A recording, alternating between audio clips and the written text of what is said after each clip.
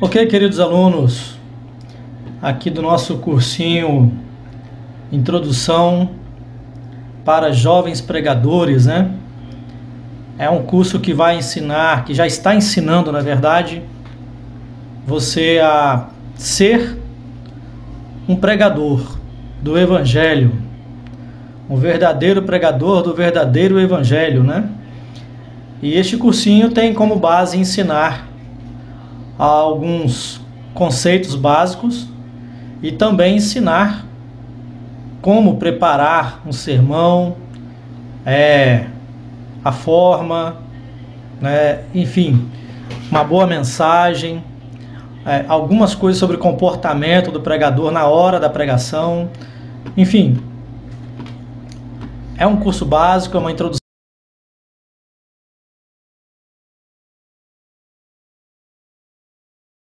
Pois é, o nosso intuito é te ajudar nos primeiros passos.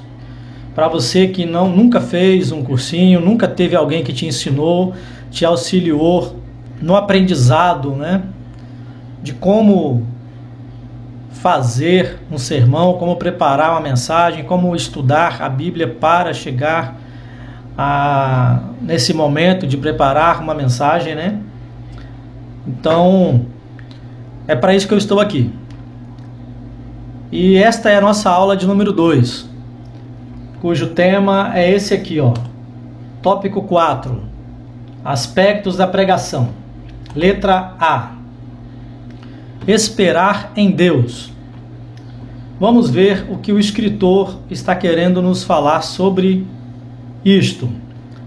Aqui no nosso material didático, que já está disponível para você aqui na nossa sala de aula virtual, na página, né, do Facebook, Jovens Pregadores, no nosso grupo aqui. Material didático está escrito aqui o seguinte: a primeira coisa antes do início da preparação da mensagem é esperar em Deus, ficar quieto na presença de Deus e ouvir a voz do Ruach HaKodesh, do Espírito, o Santo. O que ele quer dizer com isso? Ele quer dizer que o pregador não deve sentar, pegar a Bíblia para preparar uma mensagem com a mente cheia, com um turbilhão de pensamentos, de problemas. Ele deve descansar no Senhor, literalmente, sentar, esvaziar a mente, o coração, dos afazeres do dia a dia, das preocupações, para depois, né, ler a Bíblia, ler o texto que ele pretende ler, para preparar sua mensagem. Muito bem, continuando a leitura. A verdadeira mensagem tem origem no coração e na mente de Deus, o qual é a fonte de toda a verdade, sabedoria e poder. Por isso, a primeira tarefa do pregador eficaz é aprender a receber os pensamentos de Deus. Queridos, nesse tópico aqui, na verdade, nesse parágrafo, o escritor não está querendo dizer que o indivíduo deve apenas orar e esperar uma revelação de Deus, como costumou-se fazer e pensar nos últimos 10 anos. Os pentecostais, né, evangélicos pentecostais, ultrapentecostais, enfim, os neopentecostais, eles pegam o texto bíblico, mas dizem que oram para receber uma revelação de Deus, ou seja, acaba que aquela revelação às vezes vai contra o que a Bíblia diz. Não é disso que se trata aqui. A verdadeira mensagem tem origem na mente e no coração de Deus, o qual é a fonte de toda verdade, sabedoria e poder. Só que, quando o escritor está falando isso aqui, ele está dizendo que a Bíblia é a palavra de Deus e que ela já expressa a mente, a forma de Deus pensar, porque quando fala-se de mente, fala de raciocínio lógico. Então, a mente e o coração de Deus são revelados na Bíblia. A mente, raciocínio lógico, pensamento de Deus. Coração, sentimentos de Deus. A afetividade de Deus expressa na Bíblia. Então, é na Bíblia, pela Bíblia e através da Bíblia que o pregador tem o coração e a mente de Deus expressos. No entanto, O que o pregador está querendo dizer mais aqui? Aliás, o escritor está querendo dizer mais aqui. É que mesmo o pregador tendo a Bíblia, se ele não tiver o Espírito do Senhor auxiliando ele, ele vai ler a Bíblia como um livro qualquer. Um livro de qualquer um autor, sem inspiração, não vai ter inspiração alguma. E a palavra inspiração é às vezes confundida por unção, né? Eu posso dar uma outra aula para mostrar essa diferença, mas não é o meu intuito aqui agora. Eu vou falar só da inspiração. A inspiração é a motivação. E a motivação, motivar é o quê? É acionar um botão no psicológico de alguém que faça com que ele sinta vontade de fazer. E isso gera também, essa motivação, ela gera na mente do indivíduo a vontade de fazer e automaticamente ele fica inspirado. E uma pessoa inspirada, ele já consegue, se ele não tiver, mas ele cria as ferramentas para executar o trabalho. Então a Bíblia, ela é um livro inspirado, mas a pessoa que está lendo ela pode não ter a capacidade de receber essa inspiração. Então é necessário, primeiro, a meditação, esperar em Deus, confiar em Deus, ouvir de Deus e da voz do Espírito do Senhor, é claro, para receber essa motivação, para receber essa inspiração. O pregador, quando recebe a inspiração, ele recebe algo que aí ele pode interpretar como revelação, que é a inspiração, que a mente dele começa a ficar cheia de coisas. Dentro do texto ele enxerga tanta coisa, ele consegue enxergar tanta coisa que ele consegue falar para as pessoas, e as pessoas que ouvem pensam, poxa, isso está tudo no texto, como que eu não vi? É porque a pessoa que está ouvindo não recebeu a inspiração que o pregador recebeu. Não confunda isso com unção. Outro dia eu falo sobre o que é unção. Eu estou falando aqui sobre Bíblia, sobre o pregador e sobre a inspiração para pregar, ok? Então, é isso. Primeiro passo, esperar em Deus. Aspectos da pregação. Esperar em Deus é meditar, esvaziar-se das coisas do dia a dia, das preocupações, dos anseios. Depois, aprender a receber os pensamentos do Eterno já expressos na Bíblia, mas que entrem em sua vida trazendo inspiração para você pregar dentro do texto, é claro. E o pregador deverá separar um tempo diário para buscar a face de Deus e ouvir a sua voz, a sua doce e suave voz. Buscar a face de Deus, isso aqui é uma colocação que virou uma terminologia na boca dos pentecostais. Buscar a face de Deus. Irmão, só Moisés tentou e nem ele conseguiu, né? Porém, no entanto, essa expressão representa o fato do indivíduo tirar esse tempo para meditar, para receber os pensamentos de Deus, em oração, em cânticos, em meditação. Isso é buscar a face de Deus para nós hoje, para receber a inspiração para pregar a palavra do Eterno baseada em um texto bíblico, ok? Não devemos ir a Deus de manhã para receber a mensagem para a tarde. Devemos permitir uma oportunidade para que a mensagem de Deus produza o seu resultado em nós primeiramente, antes de a transmitirmos aos outros. Não precisa nem ficar tecendo muito aqui, né? A gente está falando isso o tempo todo, que o pregador precisa primeiro viver para depois pregar a sua mensagem. Ok? A palavra de Deus como base, letra B. Bom, a gente está falando nisso e repetindo o tempo todo para você nunca esquecer isso. A base da pregação deve ser a Bíblia Sagrada, a palavra de Deus.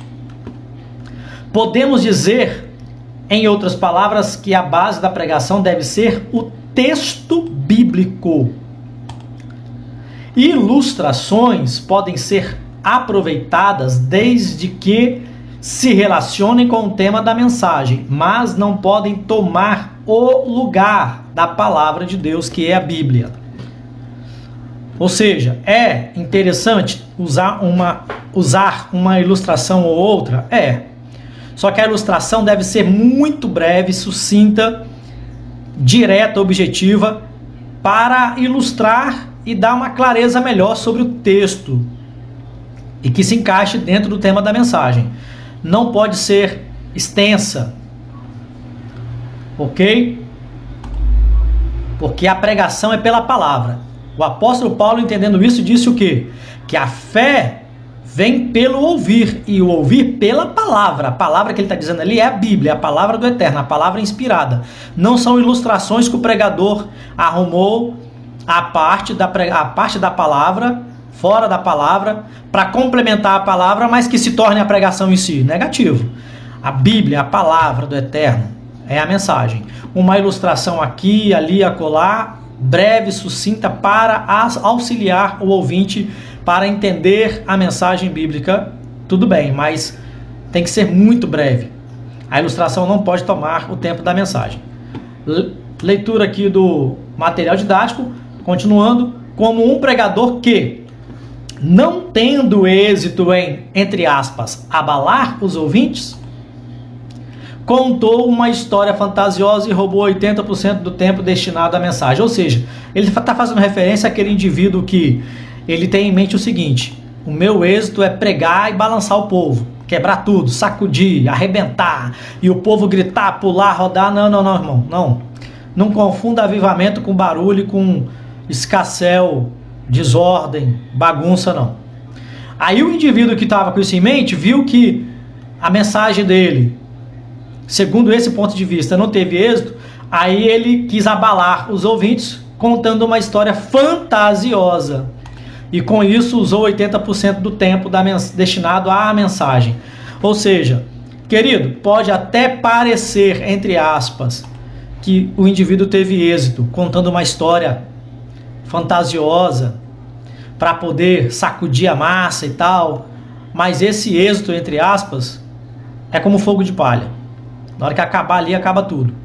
A palavra do Eterno pode até não promover pulo, grito, choro, rodar, jogar cadeira e tal, e aquela coisa, mas ela fica, porque ela testifica de si mesmo, dizendo: não é, pois, a minha palavra como fogo e martelo que esmiuça a pedra, Jeremias 23, 29, Hebreus 4, 12, porque a palavra do Eterno é viva e eficaz, mais penetrante que espada alguma de dois gumes, que vai à divisão da alma e do espírito junto às medulas, e está apta a discernir pensamentos e intenções do coração. E o profeta Isaías, se não me falha a memória, diz que a palavra de Deus não volta vazia, portanto vai e cumpre todo o propósito que lhe foi outorgado, destinado, ordenado. A palavra do Eterno vai e faz o que tem que ser feito, não volta vazia, ela é eficaz, ok? Letra C, que textos escolher? Podemos enumerar ou elencar 6 requisitos que nos ajudam a escolher o texto. 1. Textos objetivos. Perceba que a palavra objetivo sempre estará presente na vida do pregador. Pregação objetiva, mensagem objetiva, textos objetivos, né? Falando nisso, deixa eu ressaltar aqui uma situação. Querido, eu já vi pessoas nesses 23 anos de caminhada de fé que recebeu uma oportunidade para pregar, pegou o microfone, com 10 minutos ele falou tudo o que tinha que falar, foi uma bênção, todos entenderam, as pessoas se alegraram com o que ele falou naqueles 10, 15 primeiros minutos. Mas ele, querendo cumprir com aquele protocolo de ficar 40, 50 minutos com o microfone na mão, passou o restante do tempo todo embaraçado. Na linguagem de hoje, na linguagem popular, enchendo linguiça. Aí começa a contar um monte de história, começa a vaguear pela Bíblia para lá e para cá, e acaba que os 10 primeiros minutos que foram muito proveitosos se perderam. E as pessoas nem sequer lembraram mais, porque ficaram enfadados do restante do tempo que o camarada ficou falando um monte de coisas que não tinha mais nexo. Então a minha recomendação para você, querido aluno, mais uma vez, eu acho que eu já falei isso na primeira aula, mas eu vou falar de novo e vou falar mais várias vezes.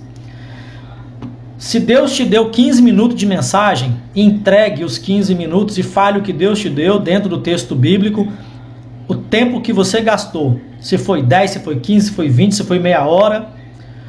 Acabou, irmão, acabou. Devolve o microfone, agradece a oportunidade e senta. Porque o que o Eterno tinha que fazer através da mensagem que ele te deu, ele já está fazendo, já fez e está fazendo. Você não é obrigado a ficar com o microfone na mão 50 minutos, uma hora e meia, só para cumprir com o protocolo ou para tentar mostrar para alguém que você tem alguma coisa, se você já entregou o que tinha que entregar. O que você tinha de conteúdo, você já transmitiu. E esse é um problema que muita gente tem tropeçado nisso, cometido um erro gravíssimo. Aí depois a igreja não quer ouvir o indivíduo mais. E se for obreiro da casa, então piorou, porque ele já cai no descrédito logo nas primeiras vezes, depois ninguém mais quer ouvir, daqui a pouco o camarada começa a sentir rejeição, e daqui a pouco ele que poderia ter tido um êxito, porque nos primeiros momentos ele falou e as pessoas sentiram Deus falando através dele. Aí agora as pessoas já não querem mais ouvi-lo e ele começa a se sentir rejeitado. E daqui a pouco entra em depressão e alguns até abandonam a fé, abandonam a igreja, abandonam o ministério. Por quê? Falta de sabedoria, de discernimento. Então, o meu conselho é esse. Você que está me ouvindo, está estudando comigo aqui, entenda isso. Gilberto, mas tem pregador que fala 1 hora, 1h10, 1h20. Irmão, é porque ele tem conteúdo, ele tem bagagem, ele tem experiência. Não é? Vou dar um exemplo meu. Se uma pessoa me der 15 minutos, eu vou falar 15 minutos e vou devolver o microfone por ética. Mas quem estiver ouvindo vai saber que eu não falei nada do que a mensagem diria se eu fosse falar o tempo necessário. Então, se a pessoa me der 1 hora, 1h20, eu vou gastar ela toda. Por quê? Porque a gente tem 23 anos, eu tenho 23 anos de caminhada, muitos anos que estudo, então a gente tem uma gama de conhecimento acerca dos assuntos, e eu passo horas estudando um tema para poder pregar, até porque o meu jeito de pregar é esse mesmo, é pregar ensinando. Então 1 hora, 1h20, né, e eu consigo entregar uma mensagem por completo. Meia hora vai ser uma saudação breve. Mas para você que está iniciando, não pense assim. Um dia você vai chegar lá. Mas se está iniciando, contente-se com 15 minutos, 20 minutos, meia hora que você recebeu e que Deus te deu a mensagem, você entregou, sentiu que acabou, pronto, entrega o microfone. Ok? Muito bem, recado dado a você. Conselho dado. Número 2, textos de fácil e clara interpretação. Devem-se evitar textos obscuros como Judas, versículo 6, Mateus 27, 52, 1 Pedro 3, 19 e 20, porque esses textos exigem um estudo mais profundo. Isso aqui foi um ensinamento que um pastor me deu quando eu comecei na caminhada de estudo teológico. Pastor amigo meu falou comigo: Gilberto, nunca fale o que você não sabe, nunca fale o que você não conhece. Se você vai pregar, pega o tema, estude ele, e quando for pregar, fale só do que você sabe. O que você não sabe, você não entra. Nem passe perto do que você não sabe. Então, se você tem dificuldade com o texto, não use esse texto. Ou se for usar, pesquise muito, estude muito, pergunte pessoas que são estudados, para você, quando for falar com firmeza e com clareza também. Ok? Número 3. Textos que expressem um pensamento completo. Não devemos escolher textos que falem de vários assuntos ao mesmo tempo. Por que você às vezes ouve um pregador falar assim, a parte A do versículo, a parte B do versículo, a parte C do versículo? Eis aqui, para você entender. É porque tem um versículo, às vezes, na Bíblia que fala de 3, 4 assuntos diferentes. Então o pregador pega só aquela partezinha que faz referência ao tema que ele vai pregar. Então parte A, ou parte B, ou parte C. Ok? Entenda isso, aprenda isso daí. Textos dentro dos limites da capacidade do pregador. Pronto, já falei, vamos repetir. Textos dentro dos limites do conhecimento, da capacidade do pregador. Isto é, textos que o pregador já conheça, saiba explicar e exemplificar e justificar com outras passagens bíblicas. Ou seja, outras passagens bíblicas que apenas corroborem com o assunto do texto principal. Ok? 5. Textos que expressem o tema da pregação ou que corroborem com ele. Não devemos fugir do objetivo, devemos recorrer somente a textos que transmitam aquilo que Deus quer falar dentro da mensagem para aquele momento específico, para aquele grupo específico, ok? Número 6, para encerrar esta aula com chave de ouro, esta aula, porque vai ter muito mais aulas, ok? Eu acredito que esse cursinho vai ter aí de 6 a 8, talvez até 10 aulas, não tenho certeza, mas de 6 a 8 aulas com certeza. Mas nessa aula de número 2, vamos encerrar agora com o número 6 aqui. Textos cuja sequência seja de fácil acompanhamento pelo pregador e pelos ouvintes. Devemos evitar andar para trás e para frente na Bíblia, referindo muitos versículos distintos e distantes.